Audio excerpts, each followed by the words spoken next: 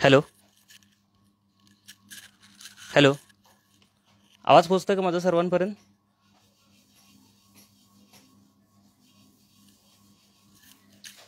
Hello.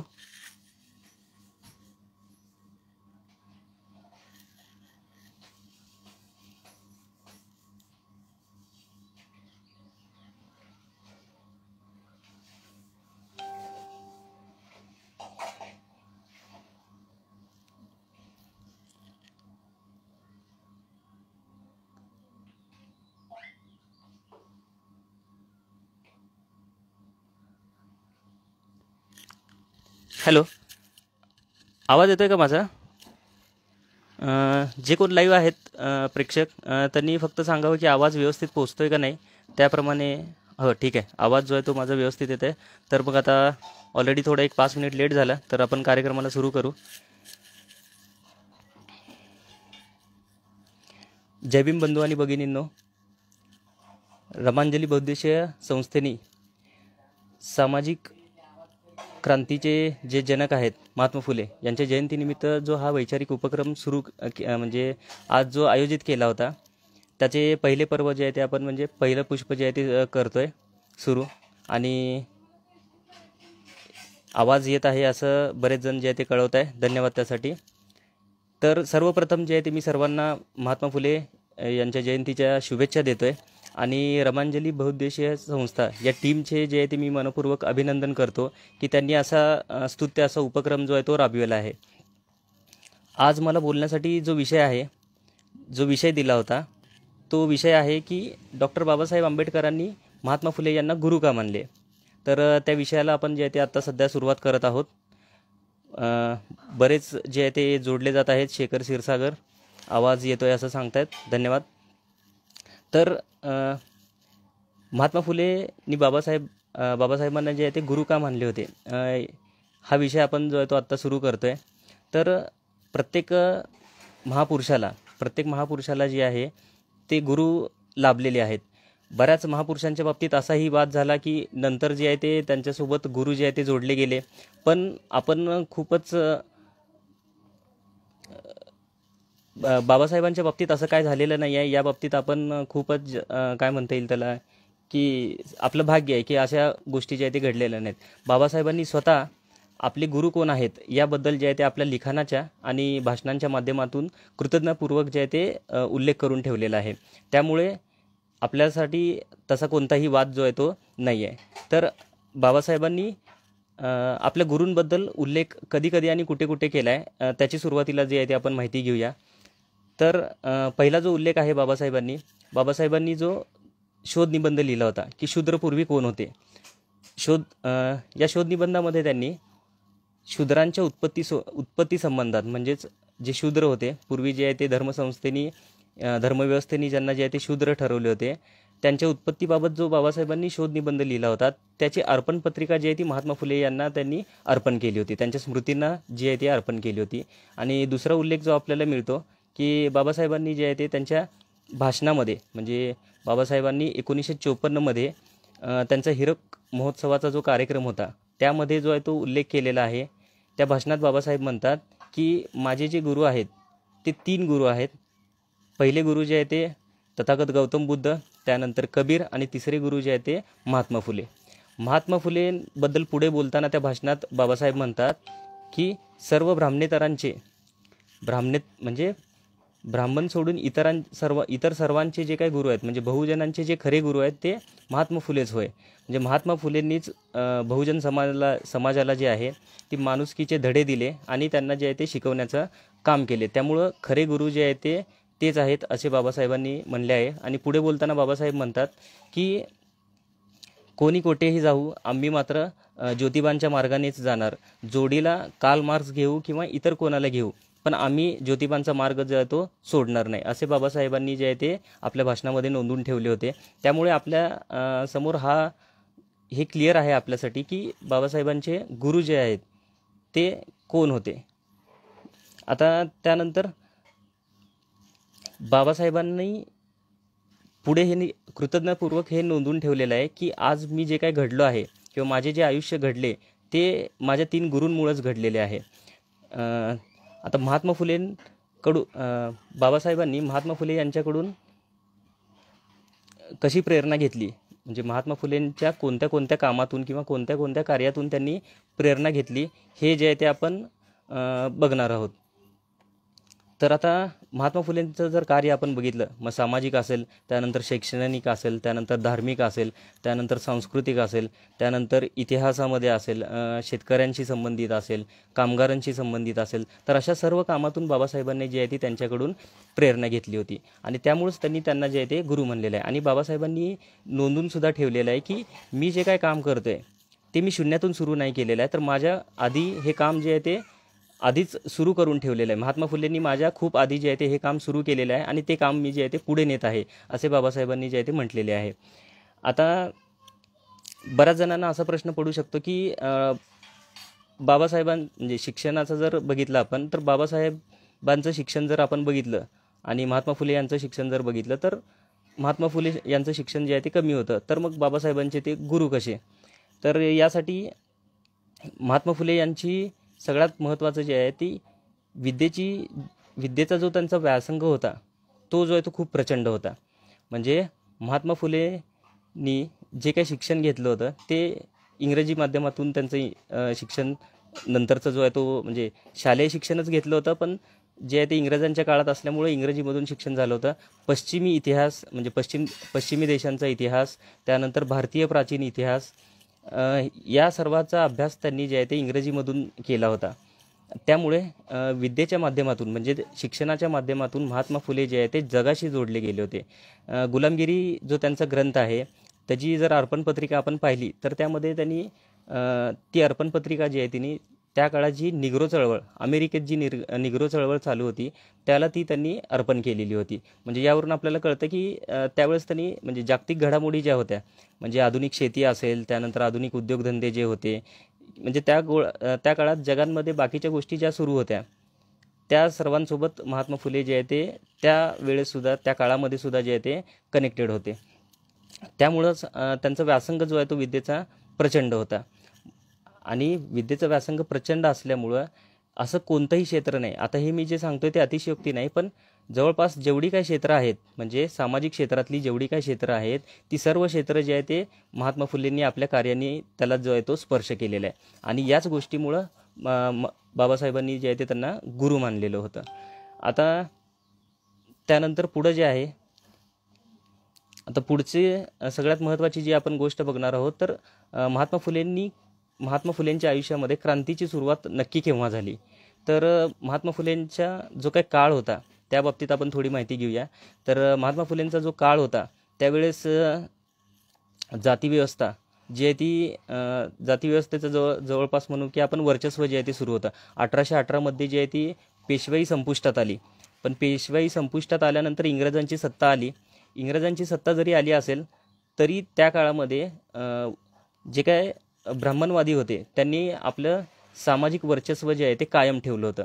म्हणजे इंग्रजांची जरी सत्ता आली असली तरी जे काय अस्पृश्य होते, जे शूद्र होते, ज्यांना खालचा दर्जा जो आहे तो दिला जात होता, त्या सर्वांसाठी सामाजिक स्वातंत्र्य जे आहे ते नव्हते. त्या काळात पण ते त्यांचे जीवन जे आहे ते गुलामगिरीचे जीवन जे आहे ते जगत होते. अशा काळात महात्मा फुले यांचा जो आहे तो जन्म झाला होता.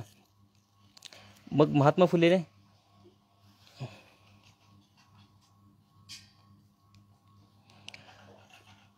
फुलेंनी जे शिक्षण घेतलं होतं, म्हणजे अशा काळात जन्माला येऊनसुद्धा त्यांनी पूर्ण जे आहे ते म्हणजे या सगळ्या गोष्टींना जो आहे तो विरोध करण्याची प्रेरणा जर त्यांना कुठून मिळाली असेल तर ती जी आहे ती शिक्षणातूनच मिळाली. तर महात्मा फुलेंनी जे शिक्षण घेतलं होतं त्या शिक्षणामुळे पश्चिमी विचारसरणीचा त्यांच्यावरती जो आहे तो जास्त प्रभाव होता. थॉमस पेन यांचं जे पुस्तक आहे राईट्स ऑफ मॅन, त्यामध्ये त्यांनी मानवी हक्क, त्यानंतर स्वातंत्र्य, या सर्व गोष्टींचा प्रभाव त्यांच्यावरती होता. त्यानंतर तर्कावर आधारित विचारसरणीचा प्रभाव त्यांच्यावरती होता. त्यामुळं त्यांनी त्यावेळेस जी काही गुलामगिरी होती, मगाशी जसं मी उल्लेख केला की गुलामगिरी हे जे पुस्तकामध्ये त्यांनी निग्रो चळवळीचा जो उल्लेख केला होता, म्हणजे अमेरिकेमध्ये त्या काळामध्ये जे आहे ती वर्णभेद म्हणजे काळा आणि गोरा या आधारे जे आहे ते वर्णभेद होता आणि त्या आधारे जे आहे ती गुलामगिरी लादली गेली होती. म्हणजे एक माणूस जो आहे तो दुसऱ्या माणसाला जो आहे तो कमी लेखायचा. तर जवळपास तशीच परिस्थिती आपल्या इथं पण आहे. फक्त फरक हा आहे की आपल्या इथं जाती व्यवस्थेमुळं जी आहे ती अशी परिस्थिती निर्माण झालेली आहे. हे महात्मा फुलेंनी जे आहे ते ओळखलं होतं. आणि जसं अमेरिकेमध्ये म्हणजे अमेरिकन राज्यक्रांतीचा त्यांच्यावरती प्रभाव असल्यामुळं तिकडं जसं काम सुरू आहे, तसं आपल्या इथं पण जो आहे तो त्यासाठी विरोध केला पाहिजे. म्हणजे ही जी काही गुलामगिरी लादली गेलेली आहे, हजारो वर्ष ही गुलामगिरी जी लादली गेलेली आहे, त्याला विरोध जो आहे तो केला पाहिजे. हे सर्वात प्रथम जे आहे ते महात्मा फुलेंनी ठरवलं. त्यासाठी शिक्षण हे महत्त्वाचं आहे. म्हणजे शिक्षणाची दारं जोपर्यंत अस्पृश्यांसाठी खुले होत नाहीत, तोपर्यंत त्यांची गुलामगिरीमधून सुटका जी आहे ती होऊ शकत नाही. आपल्या सर्वांना जी आहे ती परिचयाची असेल बघा, की महात्मा फुलेंची सर्वात प्रसिद्ध अशी जी आहे ती कविता आहे, की विद्येशी संदर्भात जी कविता आहे, की विद्येविना नीती गेली, नीतीविना गती गेली. ही जी कविता आहे, ही कविता आपल्याला काय सांगते, तर गुलामगिरी आणि म्हणजे अज्ञान आणि गुलामगिरी यांचा संबंध जो आहे तो या कवितेने एकदम चपलकपणे जो आहे तो अधोरेखित केलेला आहे.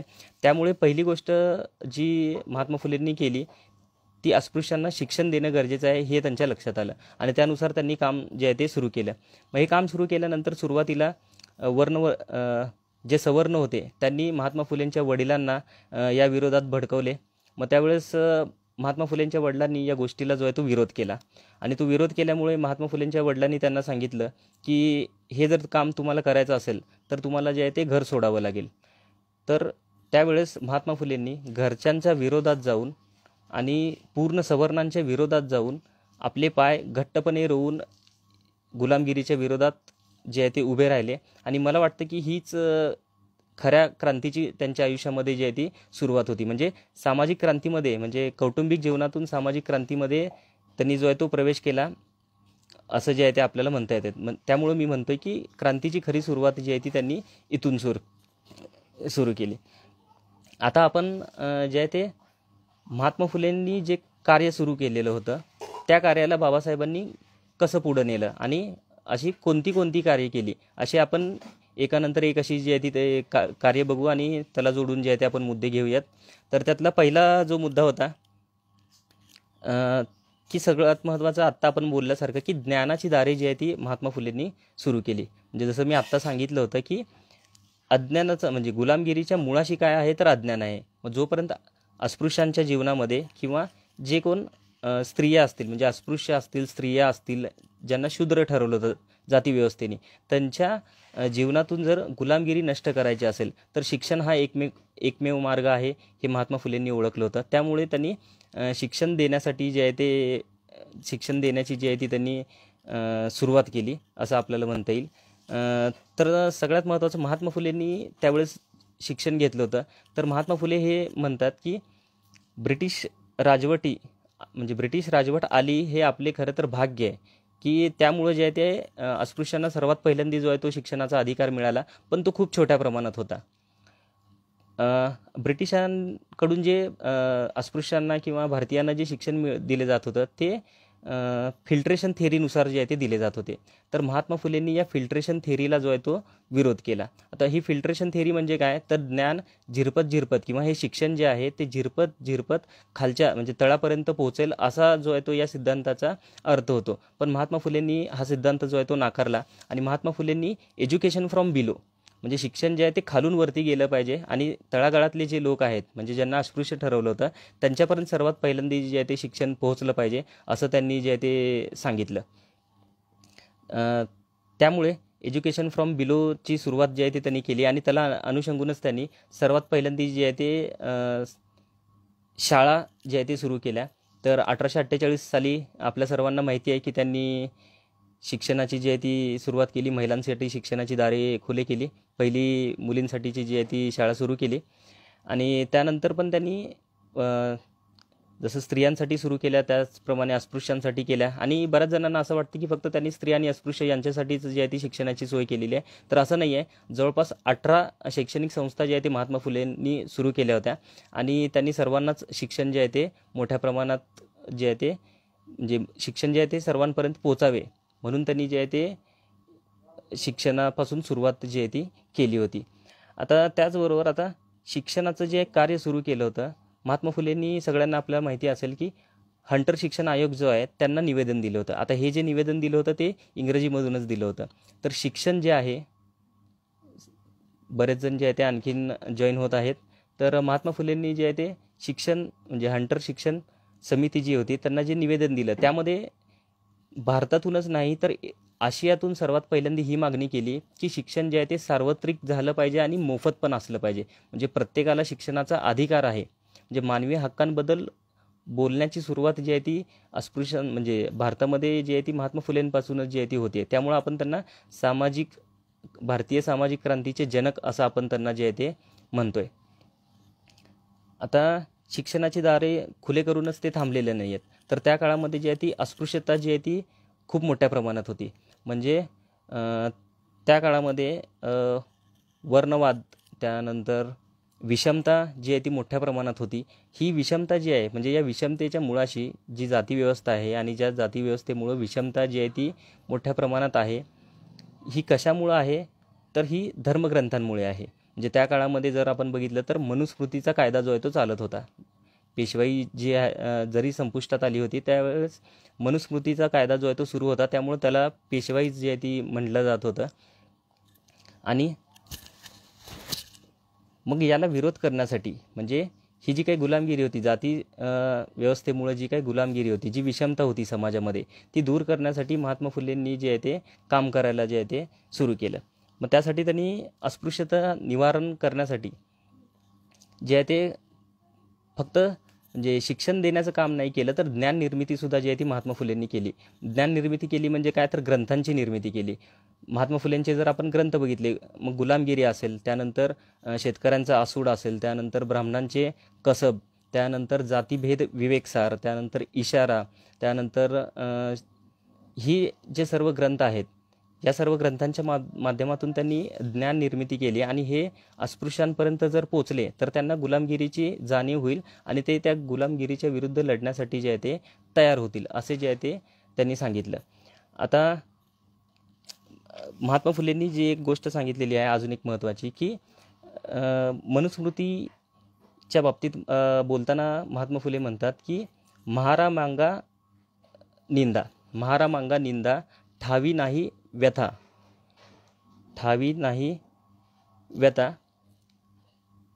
जाळा मनुग्रंथा अग्नीमध्ये. म्हणजे जे ग्रंथ आपल्यावरती सामाजिक गुलामगिरी जे आहे ती लादतात, जे आपल्याला माणूस समजत नाहीत, तर असे ग्रंथ जे आहे ते अग्नीमध्ये जाळले पाहिजेत असे महात्मा फुलेंचे म्हणणे होते. आणि हेच काम म्हणजे महात्मा फुलेंची जी भूमिका होती ती भूमिका जी आहे ती पुढे बाबासाहेब आंबेडकरांनी जी आहे ती पुढे नेली. आपल्याला सर्वांना माहिती आहे की बाबासाहेबांनी जे आहे ते मनुस्मृती ग्रंथ जो आहे तो जाळला. म्हणजे मनुस्मृती दहन या नावाने आपण जे आहे ते ओळखतो. 20 मार्च 1927 रोजी जे आहे ते बाबासाहेबांनी मनुस्मृती जाळली. म्हणजे यावरून आपल्याला असं दिसून येतं की महात्मा फुलेंनी जे कार्य सुरू केले होते ते बाबासाहेबांनी पुढे पूर्ण जे आहे ते केलेलं आहे. आता फक्त मनुस्मृती जाळली आणि तिथं थांबले असं नाही. म्हणजे मनुस्मृती दहनाचा संदेश दिला आणि तिथं ते थांबले असं नाही आहे. तर पुढं महात्मा फुलेंचा जो ग्रंथ आहे जातीभेद विवेकसार, यामध्ये त्यांनी म्हणलं आहे की ही जी काही गुलामगिरी आहे, ही जी विषमता आहे समाजामध्ये, जी विषमता आहे ती कुणामुळं आहे तर धर्मव्यवस्थेमुळे आहे. त्यामुळे ही गुलामगिरी ही जाती व्यवस्था जर आपल्याला नष्ट करायचं असेल तर हिंदूंना जे आहे ते या ग्रंथांच्या पाशातून म्हणजे धर्मग्रंथांच्या पाशातून जे आहे ते मुक्त केलं पाहिजे असा सिद्धांत त्यांनी आपल्या जातीभेद विवेकसार या ग्रंथामध्ये जो आहे तो मांडला. आणि हाच सिद्धांत पुढे डॉक्टर बाबासाहेब आंबेडकरांनी ॲनिलेशन ऑफ कास्ट हा त्यांचा जो ग्रंथ होता त्यामध्ये जी आहे ती हीच मांडणी त्यांनी केलेली आहे की जर जातीव्यवस्था आपल्याला पूर्णपणे नष्ट करायची असेल तर धर्मग्रंथ नष्ट करणे हा एकमेव पर्याय आहे. आणि महात्मा फुलेंनी धर्मग्रंथांच्या पावित्र्य नष्ट करण्याबद्दल सांगितल्यानंतर पुढं ते म्हणतात की म्हणजे पुढं त्यांनी जे काम केलं ते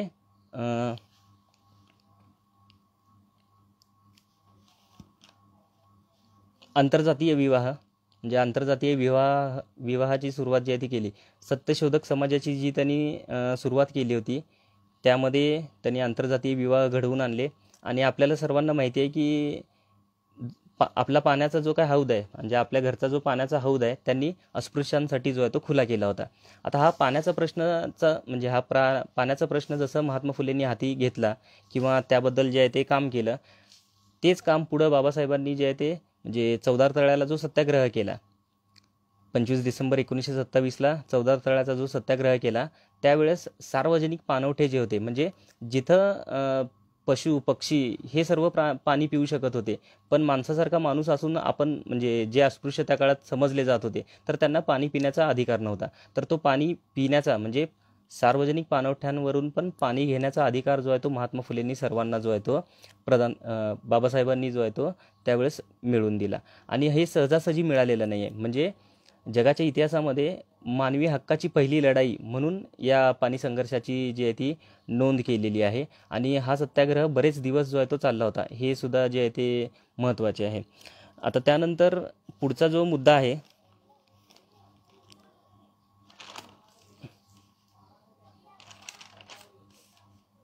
तर स्त्री पुरुष समानता. आता स्त्री पुरुष समानता यावरती सुद्धा महात्मा फुले म्हणजे स्त्री पुरुष समानतेची जी काय ओळख आहे भारतीय समाजाला, ती सर्वात पहिल्यांदी महात्मा फुले यांनी जी आहे ती करून दिली. महात्मा फुले म्हणत होते की जगाकडे स्त्रीच्या नजरेने जर आपण बघितलं तर आपण त्यांच्या समस्या जे आहे ते समजून घेऊ शकतो आणि त्यांचं निराकरण जे आहे ते करू शकतो, असं त्यांचं जे आहे ते मत होतं. आणि स्त्री पुरुष समानतेवरती फक्त महात्मा फुले यांनी भाष्य नाही केलेलं आहे, तर त्यासाठी त्यांनी कामसुद्धा केलेलं आहे. आणि त्याची सुरुवात त्यांनी स्वतःच्या घरापासून केली. म्हणजे सर्वात पहिल्यांदा त्यांनी सावित्रीबाई फुलेंना शिक्षण दिले आणि फक्त शिक्षण देऊन थांबले नाहीत, तर आपल्या कार्यामध्ये म्हणजे महात्मा फुले जे काम करत होते त्या कामामध्ये त्यांना जे आहे ते सहभागी करून घेतलं. आणि त्याचबरोबर मग पुढं महिलांना पण शिक्षण दिलं. बऱ्याच जणांना माहिती नाही आहे की महात्मा फुलेंनी प्रौढ शिक्षण वर्गसुद्धा जे आहे ते सुरू केले होते. म्हणजे पुण्याचं जे त्यांचं घर होतं तिथे रात्रीच्या वेळेस महिलांसाठी सावित्रीबाई फुले आणि महात्मा फुले जे आहेत ते पुरुषांसाठी असे रात्रीचे प्रौढ वर्ग म्हणजे प्रौढ शिक्षण वर्ग जे आहे ते चालवत होते. म्हणजे महिलांना व्यावहारिक ज्ञान मिळावं, पुरुषांना व्यावहारिक ज्ञान मिळावं, जेणेकरून त्यांची फसवणूक होणार नाही किंवा त्यांची लुबाडणूक होणार नाही, असं त्यामागं जे आहे ती त्यांची त्यामागं जी आहे ती योजना होती, असं आपल्याला म्हणता येईल. त्यानंतर स्त्री पुरुष समतेसाठी आणखीन जे त्यांनी काम केलं सगळ्यात महत्त्वाचं, त्या काळामध्ये जे आहे ते स्त्रियांना जशी अस्पृश्यांना जी आहे ती वागणूक दिली जात होती, तशीच जी आहे ती स्त्रियांना म्हणजे स्त्रियांना माणूस म्हणून जो आहे तो त्यावेळेस स्वीकारलं जात नव्हतं. म्हणजे बालविवाह जे आहे ते केले जात होते मोठ्या प्रमाणात. त्यानंतर सती जाण्याची जी आहे ती प्रथा होती. म्हणजे त्यांचं माणूस पण पूर्णपणे जे आहे ते नाकारलं होतं. मग महात्मा फुलेंनी जे आहे ते विधवा पुनर्विवाह घडवून आणले. त्यानंतर बालविवाह जे आहे ते विरोध केला. आणि सगळ्यात महत्त्वाचं म्हणजे त्या काळामध्ये ब्राह्मण विधवा स्त्रियांची फार मोठी समस्या होती. म्हणजे आणि ही समस्या दूर करण्यासाठी महात्मा फुलेंनी बालहत्या प्रतिबंधक गृह आपल्या राहत्या घरी जे आहे ते पुण्यातला जो त्यांचा वाडा होता तिथे जे आहे ते सुरू केली. आणि या वाड्यामध्ये त्यांनी म्हणजे सावित्रीबाई फुले आणि महात्मा फुले या दोघांनी मिळून जवळपास 35 ब्राह्मण मुलींची बाळंतणे जे आहे ते तिथं घडवून आणली. आणि त्यातल्याच एका महिलेचे जिचं नाव काशीबाई होतं, त्या ब्राह्मण महिलेचा जो मुलगा आहे तो महात्मा फुले आणि सावित्रीबाई फुले यांनी दत्तक जो आहे तो घेतलेला आहे. त्याचं नाव त्यांनी पुढं जे आहे ते यशवंत ठेवलं. तर स्त्री पुरुष समानतेचा पाया भारतामध्ये जर सर्वात प्रथम कोणी घातला असेल तर ते जे आहे ते महात्मा फुलेंनी घातला होता. आणि बाबासाहेबांनी हे कार्य पुढं नेताना जर बघितलं आपण तर महात्मा फुलेंना जे अपेक्षित होतं म्हणजे स्त्रियांना जे अधिकार मिळाले पाहिजेत, महात्मा फुलेंना जे अपेक्षित स्त्रियांच्या बाबतीत अधिकार होते ते सर्व बाबासाहेबांनी हिंदू कोड बिल आणि भारतीय राज्यघटना याच्या माध्यमातून स्त्रियांना सगळे अधिकार जे आहे ते दिलेले आहेत. आणि बाबासाहेबांचं पण स्त्रियांच्या बाबतीत जर आपण विचार बघितले तर बाबासाहेब म्हणतात की समाजाची जी काय प्रगती आहे ती मी स्त्रियांच्या प्रगतीवरून मोजतो. म्हणजे समाज किती प्रगती करतोय हे जर आपल्याला बघायचं असेल तर त्यासाठी आधी आपल्याला महिलांची प्रगती किती आहे हे बघितलं पाहिजे, असं बाबासाहेबांचं जे आहे ते मत होतं. त्यानंतर जो काय पुढचा मुद्दा आहे तो आणखीन एक जे महत्त्वाचं क्षेत्र आहे ज्यामध्ये महत्त्वाचं कार्य आहे जे महात्मा फुले यांनी सुरू केलं होतं ते म्हणजे जे आहे ते शेतकऱ्यांशी संबंधित. आता शेतकऱ्यांशी संबंधित जर आपण बघितलं तर शेतकऱ्यांचे दुःख ही गोष्ट सर्वात पहिला म्हणजे या गोष्टीकडे सर्वांचं लक्ष जे आहे ते महात्मा फुलेंनी जे आहे ते वेधलेलं आहे. कारण शेतकरी जो आहे तो खूप दैन्यावस्थेत होता. म्हणजे शेतकऱ्यांना पण जे आहे ते म्हणजे धार्मिक व्यवस्थेमुळं जे आहे ते शेतकऱ्यांचं जे म्हणजे शेतकऱ्यांचं जे आर्थिक गणित होतं हे पूर्ण जे आहे ते वाईट अवस्थेत होतं. म्हणजे धर्माच्या आधारे शेतकऱ्यांची जी आहे ती लुबाडणूक केली जात होती. आणि या बाबतीत म्हणजे ही गोष्ट किंवा शेतकऱ्यांचं दुःख जगासमोर आणण्यासाठी महात्मा फुलेंनी जे आहे ते शेतकऱ्यांचा आसूड हा ग्रंथ लिहिला. आणि या ग्रंथाची विशेषता अशी आहे की हा ग्रंथ जो आहे तो महात्मा फुलेंनी शेतकऱ्यांसोबत चर्चा करून शेतकऱ्यांच्या भेटी घेऊन हा ग्रंथ जो आहे तो निर्माण केलेला आहे. आणि त्यामध्ये फक्त शेतकऱ्यांच्या समस्येविषयी फक्त बोललेले नाही आहेत, तर उपाययोजना पण जी आहे ती सांगितलेली आहे की शेतकऱ्यांचं जर दैन्य किंवा शेतकऱ्यांचं दुःख जर आपल्याला दूर करायचं असेल तर नक्की त्यासाठी काय काय केलं पाहिजे याची उपाययोजनासुद्धा शेतकऱ्यांच्या आसूडमध्ये त्यांनी जे आहे ते मांडलेली आहे. तर आणि शेतकऱ्याच्या आसूडची अजून एक महत्त्वाची गोष्ट म्हणजे मगाशी जी आपण महात्मा फुलेंची प्रसिद्ध कविता जी म्हणली की विद्येविना नीती गेली, ही कवितांनीच शेतकऱ्यांच्या आसूडची जी आहे ती सुरुवात जी आहे ती त्यांनी केली होती. आता उपाययोजना कोणत्या कोणत्या सुचवल्या महात्मा फुले यांनी, तर सगळ्यात महत्त्वाचं बंद नळातून पाणी शेतकऱ्यांना जे आहे ते पोचलं पाहिजे. आणि कोरडवाहू शेतीवरती जास्त डिपेंड न राहता शेतकऱ्यांनी 12 महिने जी आहे ती शेती केली पाहिजे. मग त्यासाठी शेतकऱ्यांना पाण्याची सोय जी आहे ती केली गेली पाहिजे. त्यानंतर शेतकऱ्यांना आधुनिक जे आहे ते शिक्षण मिळालं पाहिजे. शेतीशी संबंधित जे आहे ते आधुनिक शिक्षण मिळालं पाहिजे. आता मगाशी मी हंटर शिक्षण आयोगासमोर जे निवेदन दिले त्याचा उल्लेख केला होता. त्यामध्ये आणखीन महात्मा फुलेंनी जी गोष्ट महत्त्वाची सांगितली होती जी बऱ्याच जणांना माहिती नाही आहे की वयाच्या 6व्या वर्षापासून म्हणजे जे शिक्षणासाठी विद्यार्थी येतात त्या म्हणजे आल्यानंतर 6व्या वर्षापासून त्यांना शेतीचं शिक्षण आणि औद्योगिक शिक्षण जे आहे ते दिले पाहिजे. ही मागणीसुद्धा महात्मा फुले यांनी जी आहे ती केली होती. याचसोबत आता उपाययोजनामध्ये आणखीन महात्मा फुलेंनी सगळ्यात महत्त्वाची जी गोष्ट सांगितली आहे जी अजून पण सध्या पण होत नाही, आता पण आपण बघतो शेतकऱ्यांच्या बाबतीत की शेतकरी जो माल त्यांचा विकण्यासाठी येतो शहरामध्ये, तर त्यांचं उत्पन्नाचा जो खर्च होता म्हणजे शेतकऱ्यांनी जो खर्च केलेला असतो तो खर्चही त्यांना परत मिळत नाही. म्हणजे अशी परिस्थिती जी आहे ती आत्ता सध्या पण आहे. तर त्या काळामध्ये जवळपास म्हणजे 150 वर्ष आधी 150-200 वर्ष आधी महात्मा फुलेंनी सांगून ठेवलेलं आहे की उत्पादन खर्चावर आधारित बाजारभाव जो आहे तो शेतकऱ्यांना मिळाला पाहिजे. त्याचबरोबर जे आहे ते शेतकऱ्यांना आधुनिक तंत्रज्ञानाच्या बाबतीत माहिती मिळण्यासाठी परदेशाला जे आहे ते पाठवलं पाहिजे. त्यानंतर आधुनिक अवजारे जी आहे ती शेतकऱ्यांनी वापरली पाहिजे. त्यानंतर बियाणे जी आहेत ती पण आधुनिक जी आहे ती वापरली पाहिजेत. म्हणजे आधुनिक पद्धतीचा वापर करण्याबाबतीत त्यांनी जे आहे ते प्राधान्य देण्यास शेतकऱ्यांना सांगितले होते. आणि महात्मा फुले फक्त जे आहे ते शेतकऱ्यांसंबंधित म्हणजे शेतकऱ्यांचे प्रश्नवरती बोलत होते, उपाययोजना सुचवत होते असं नाही आहे. तर महात्मा फुले स्वतः एक उत्तम शेतकरी होते. हडपसरच्या जवळ जी आहे ती त्यांची स्वतःची शेती होती. आणि त्यांनी स्वतः जो आहे तो बंद नळीतून म्हणजे आता जे आपण ज्याला पाईपलाईन म्हणतो त्या पाईपलाईनच्या माध्यमातून त्यांनी तिथं स्वतःच्या शेतीला जे आहे ते पाणी घेतलं होतं. आणि त्यातून त्यांनी शेती करून दाखवली होती. म्हणजे जे काय आज आपण म्हणतो की उत्तम शेती किंवा सेंद्रिय शेती ही स्वतः महात्मा फुलेंनी फुलून दाखवली होती. म्हणजे ती करून शेतकऱ्यांसमोर एक उदाहरण ठेवलं होतं की या पद्धतीने शेती जी आहे ती त्यांनी केली पाहिजे.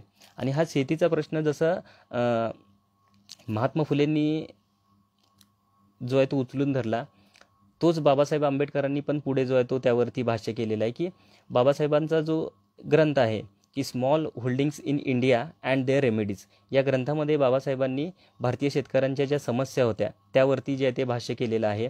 आणि त्यामध्ये बाबासाहेबांनी सुद्धा जी आहे ती बाबासाहेबांनी जी उपाययोजना सांगितली त्यातली सर्वात महत्त्वाची जी उपाययोजना आहे ती आहे सामूहिक शेतीची. जे बाबासाहेब म्हणतात की म्हणजे सामूहिक शेती भारतीय शेतीमध्ये काय होतं की तुकडे होतात. म्हणजे जसं जसं पिढी जी आहे ती पुढे जाते म्हणजे शेतकऱ्याचा मुलगा, मुलाचा मुलगा हे जसं वाढत जातं शेतजमीन आहे तेवढीच राहते. म्हणजे त्या शेतजमिनीमध्ये वाढ होत नाही. त्यामुळे शेतजमिनीचे जे आहे ते तुकडे तुकडे होत जातात. आणि हे तुकडे झाल्यामुळे जे आहे ते जे काही उत्पन्न मिळतं ते उत्पन्न जे आहे ते कमी कमी होत जातं. आणि त्यातनं शेतकऱ्यांचं दारिद्र्य जे आहे ते आणखीन वाढतं. त्यामुळे हे तुकडे जे होतात शेतीचे ते सर्वात पहिला थांबवले पाहिजे. आणि त्यासाठी बाबासाहेबांनी सामूहिक शेती म्हणजे सर्व शेती जी आहे ती सरकारच्या माध्यमातून कसली जावी असं त्यांनी जो आहे तो सांगितलं होतं. आणि बाबासाहेबांनी सर्वात महत्त्वाची जी उपाययोजना केली, जी आता सध्या पण बघतो आपण, की सिंचनाखाली मोठं क्षेत्र जे आहे ते त्यांनी आणलं. म्हणजे बाबासाहेब जेव्हा ब्रिटिशांच्या काळात मंत्री होते त्यावेळेस त्यांनी भाकरा नांगल प्रकल्प असेल, त्यानंतर दामोदर व्हॅली प्रकल्प असेल, अशा मोठमोठ्या प्रकल्पाच्या माध्यमातून पाणी जे आहे ते अडवलेलं आहे. आणि या पाण्याचा उपयोग जो आहे तो सिंचनासाठी करण्यासाठी जे आहे ते त्यावेळेस बाबासाहेबांनी स्वतः प्रयत्न जे आहे ते केलेले आहे. आणि बाबासाहेब जे आहे ते काळाच्या पुढे विचार करणारे होते हे यावरून आपल्याला कळतं, की त्यावेळेस त्यांनी नदीजोड प्रकल्पाबद्दल पण सांगितलं होतं. म्हणजे आत्ता सध्या पण आपण बघतो की आसामसारख्या राज्यामध्ये नेहमी जे आहे ते पूरस्थिती येते, पण महाराष्ट्र असेल बऱ्याच ठिकाणी जे आहे ते पावसाची समस्या आहे. तर जिथं पाणी जास्त आहे म्हणजे जिथं नद्यांना सारखा पूर येतो आणि जिकडं नद्यांना पाणीच नाही आहे, या दोन्ही गोष्टी एकमेकांना जोडल्या पाहिजेत आणि सगळीकडे पाणी उपलब्ध झालं पाहिजे, असा त्यांनी नदीजोड प्रकल्पाच्या माध्यमातून जो आहे तो म्हणजे नदीजोड प्रकल्प जो आहे तो मांडला होता. पण त्याच्यावर अजून पण जे आहे ते काम केलं जात नाही आहे.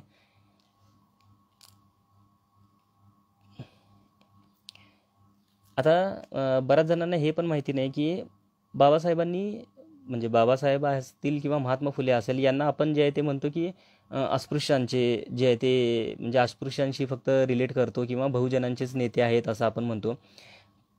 पण हे पूर्ण चुकीचं आहे. म्हणजे बाबासाहेबांनी त्यांच्या आयुष्यामध्ये पहिलं जे काय आंदोलन केलं तर ते शेतकऱ्यांसाठी केलेलं आहे. आणि पहिला जो पक्ष सुरू केला तो पक्षसुद्धा जो आहे तो मजुरांसाठी म्हणजे मजूर पक्षाची स्थापना जी आहे ती त्यांनी केली होती. म्हणजे या दोन गोष्टी असतील. आणि पुढे जाऊन पण बऱ्याच आपल्याला गोष्टी बघायच्यात की ज्या महात्मा फुले असतील, बाबासाहेब असतील, या महापुरुषांनी जे आहे ते सर्वांसाठी केलेले आहेत. पण त्यांना तरीसुद्धा जे आहे ते जातीच्या चौकटीत बंदिस्त करण्याचा प्रयत्न जो आहे तो आधीपासून केलेला आहे आणि आत्तासुद्धा केला जात आहे.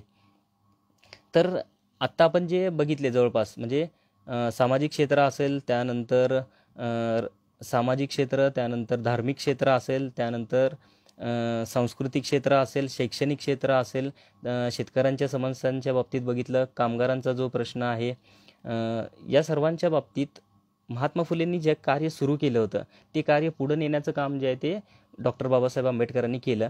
आणि हे कार्य त्यांनी पुढं नेलं म्हणूनच आपण त्यांना म्हणजे यावरून आपण म्हणू शकतो की बाबासाहेबांनी नक्की त्यांना गुरु का म्हणलं, याचं उत्तर जे आहे ते यामध्ये आहे असं जे आहे ते आपल्याला म्हणता येईल. आता पुढे जाऊन आणखीन आपल्याला काही गोष्टी बघायच्या आहेत. महात्मा फुले जसं मी आत्ता म्हणलं की महात्मा फुले यांना पण स्त्री शिक्षण आणि अस्पृश्यांचा उद्धार म्हणजे या दोन गोष्टींपर्यंतच मर्यादित केलं जातं. पण तसं नाही आहे. म्हणजे महात्मा फुलेंची ओळख ही जी आहे ती मर्यादित स्वरूपातच आपल्यासमोर आहे. तर त्यांच्या व्यक्तिमत्वाचे जे इतर पैलू आहेत ते पैलू जे आहे ते आपण थोडक्यात आता बघण्याचा थोडक्यात जे आहे ते प्रयत्न करून या. तर सगळ्यात महत्त्वाचं मला जे सांगायचं आहे, महात्मा फुलेंची इतिहासकार म्हणून जी आहे ती ओळख खूप कमी जणांना आहे. म्हणजे महात्मा फुलेंनी सर्वात आधी म्हणजे सर्वात पहिलं जे शिवचरित्र आहे, भारतातलं सर्वात पहिलं शिवचरित्र जे आहे हे महात्मा फुलेंनी जे आहे ते लिहिलेलं आहे. पोवाडा म्हणजे 1000 ओळींचा जो आहे तो 1869 साली म्हणजे जवळपास बघा की भारतामध्ये महाराष्ट्रामध्ये आपण म्हणू की छपाईची जी सुरुवात आहे ती 1806 साली सुरू झाली आणि 1869ला पहिलं शिवाजी महाराजांचं चरित्र जे आहे ते महात्मा फुलेंनी जे आहे ते लिहिलेलं आहे. आणि फक्त चरित्र लिहून आणि अजून एक महत्त्वाची गोष्ट आहे की छत्रपती शिवाजी महाराज जे आहेत ते देशासाठी लढत होते. हा उल्लेख जो आहे तो सर्वात पहिल्यांदा महात्मा फुले यांनी जो आहे तो केलेला आहे. म्हणजे ते शिवाजी महाराज हे जे आहे ते राष्ट्रपुरुष आहेत. म्हणजे त्यांना कुळवाडी भूषण असं संबोधलं आहे महात्मा फुलेंनी.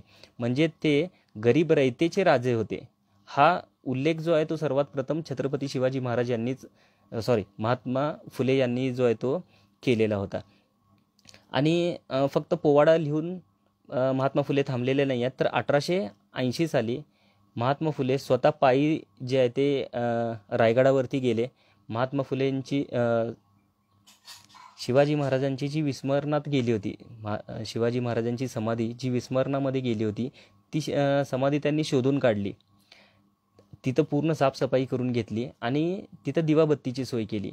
आणि पुण्यामध्ये जेव्हा ते परत आले त्यावेळेस त्यांनी याबाबतीत चर्चा करून 1880 साली पहिली शिवजयंती जी आहे ती त्यांनी घडवून आणली.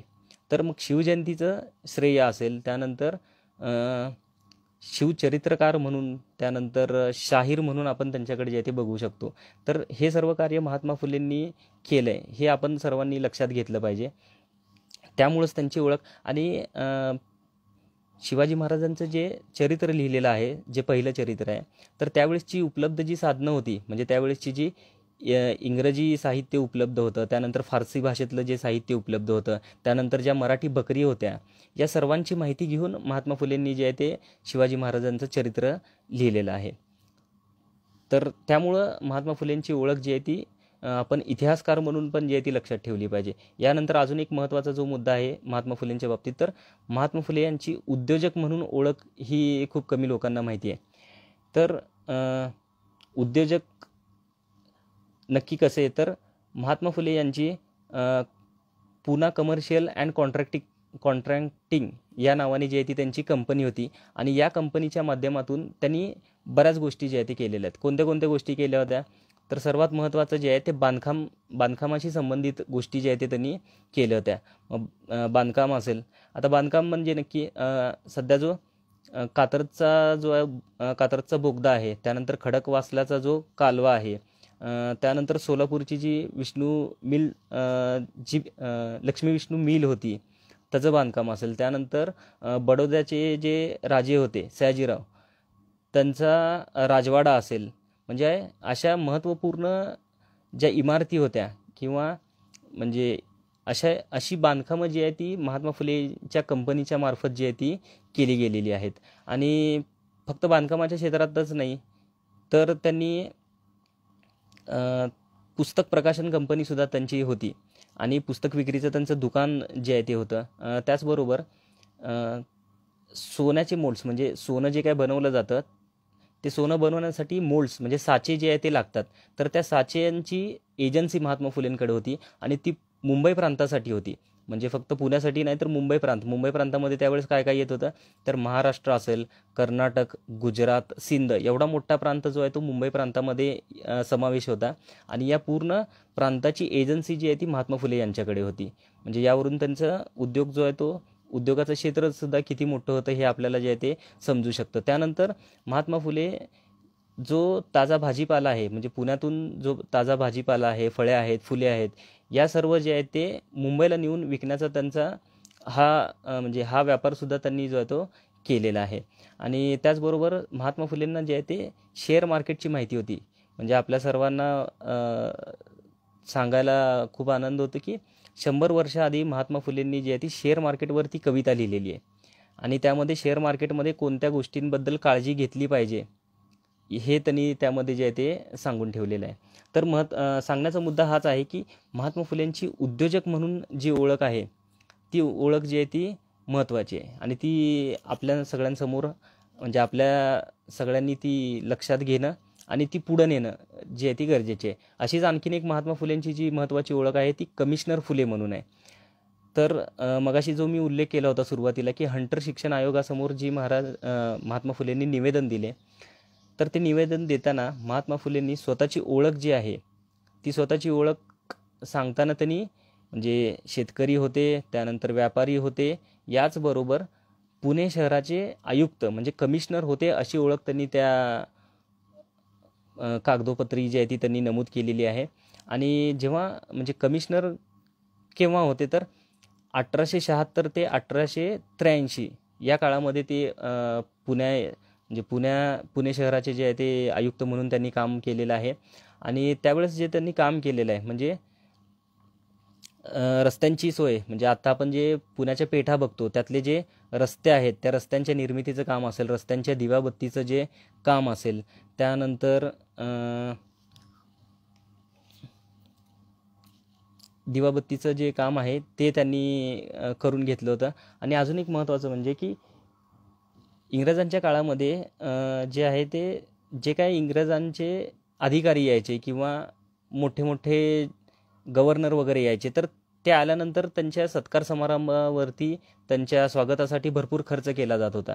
तर तो खर्च न करता तो शिक्षण संस्थांना जो आहे तो दिला पाहिजे, शैक्षणिक संस्था ज्या आहेत त्या वाढवल्या पाहिजेत, असं महात्मा फुलेंनी जे आहे ते कमिशनर असताना निवेदनसुद्धा दिलेलं आहे. तर या नोंदी सगळ्या ज्या आहे ते महात्मा फुले समग्र ग्रंथ आहे, तर त्या ग्रंथामध्ये या सगळ्या नोंदी जे आहे ते दिलेल्या आहेत. त्यानंतर आणखीन एक महत्त्वाचं आपण पुढं आपल्याला म्हणता येईल की महात्मा फुलेंची शिक्षण तज्ज्ञ म्हणून सुद्धा ओळख जी आहे ती खूप कमी आहे. जसं आपण बघितलं की आपल्याला माहिती आहे की महात्मा फुलेंनी जे आहे ते शिक्षण महिलांना दिलं, त्यानंतर अस्पृश्यांना दिलं, इथपर्यंतच फक्त जे आहे ते आपण माहिती घेतो.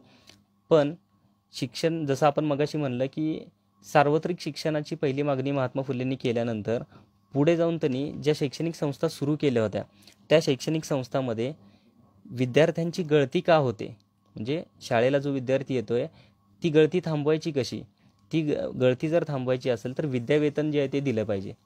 म्हणजे विद्यावेतन सुरू करण्याची सुरुवात जी आहे ती महात्मा फुलेंनी केली, आपण असे जे आहे ते म्हणता येते.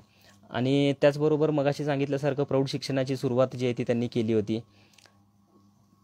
त्यानंतर शिक्षण साध्या आणि सोप्या भाषेत, जसं आपण म्हणजे शिक्षण जास्तीत जास्त लोकांपर्यंत पोचवायचं असेल तर त्याची भाषा आणि त्याचा जो काय कंटेंट असेल तो सुद्धा कसा पाहिजे या बाबतीत महात्मा फुलेंनी जे आहे ते मार्गदर्शन केलेलं आहे. तर या सर्व गोष्टी जर आपण लक्षात घेतल्या तर त्यांची शिक्षण तज्ज्ञ म्हणून ओळखसुद्धा जी आहे ती महत्त्वाची आहे. त्यानंतर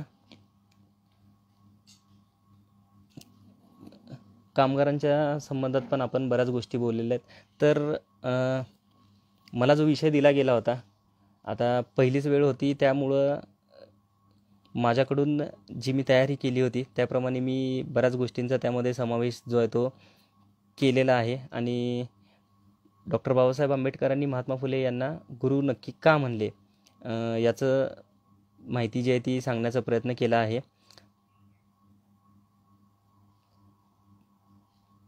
तर आणखीन जर कुणाला काय विचारायचं असेल, काय प्रश्न असतील किंवा आणखीन जर कोणती माहिती असेल तर तुम्ही जे ते विचारू शकता.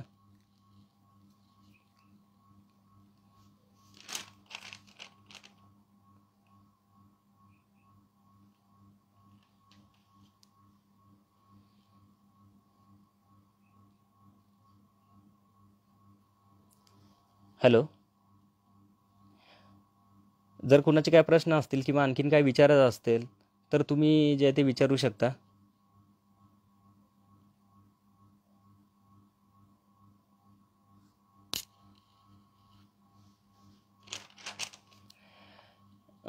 आता जे माझ्याकडनं आता जे मी मान्य केलं की पहिलीच वेळ असल्यामुळं घाई गडबडीत मी बऱ्याच मुद्द्यांचा समावेश करण्यास विसरलो होतो.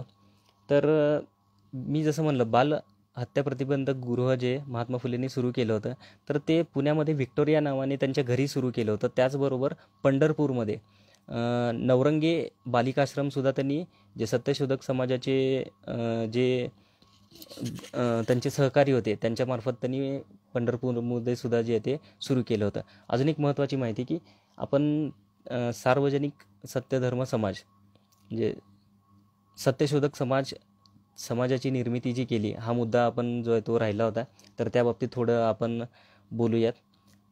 तर सार्वजनिक सत्यशोधक समाजाची निर्मिती ही त्या काळात जर आपण बघितली तर खूप वेगळे पाऊल महात्मा फुलेंनी जे आहे ती, महात्मा फुलेंची निर्मिकाच्या म्हणजे ईश्वर किंवा देव या सर्व गोष्टी महात्मा फुलेंनी जे आहे ते नाकारल्या होत्या.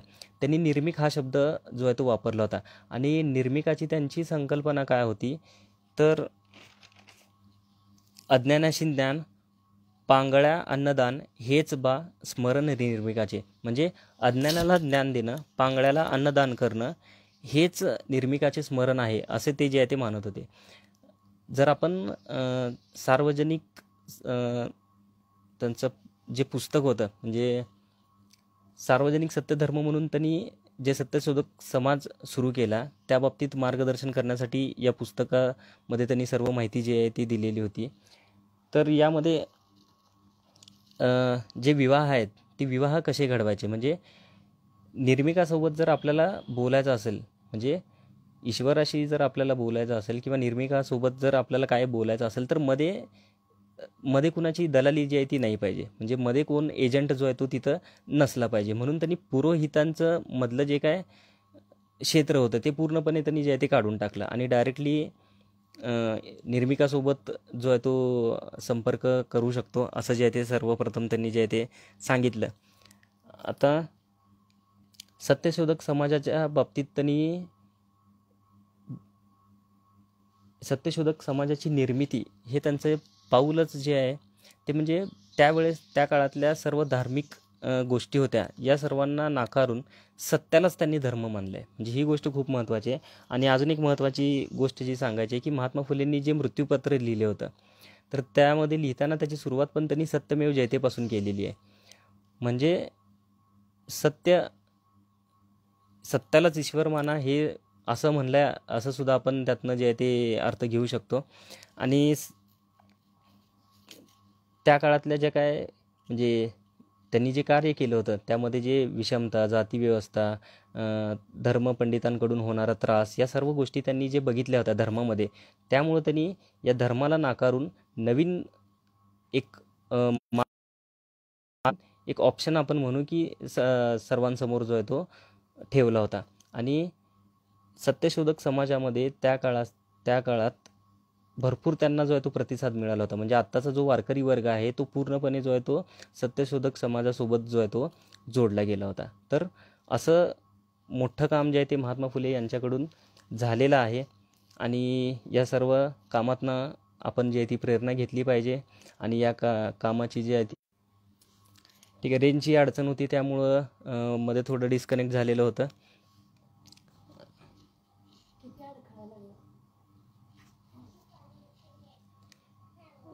ठीक आहे, तर माझ्याकडनं जेवढे काही मुद्दे घ्यायचे होते ते सर्व जे आहे ते मी त्याचा अंतर्भाव करण्याचा प्रयत्न केला. कसं आहे, फेसबुक लाईव्हच्या माध्यमातून वगैरे व्यवस्थित माहिती नव्हती त्यामुळं माझ्याकडनं बऱ्याच चुका झाल्या. तरी आणि बोलताना जर माझ्याकडनं काही चुका झाल्या असेल, काही उल्लेख सांगताना जर काही चुका झाल्या असतील तर त्याबाबत त्या बाबतीत मी सर्वांची जी आहे ती माफी मागतो. आणि इथून पुढे जे आहे ते आणखीन त्यामध्ये सुधारणा करेन असं जे आहे ते सर्वांना मी सांगतो. आणि यामध्ये तुमचा फीडबॅक जो आहे तो माझ्यासाठी महत्त्वाचा असेल. म्हणजे ठीक आहे, आता रेंजची अडचण येत आहे त्यामुळं कंटिन्युअसली डिस्कनेक्ट होते. तर शेवटी मी एवढंच म्हणेन की मला जो काही विषय दिला गेला होता त्यावरती मला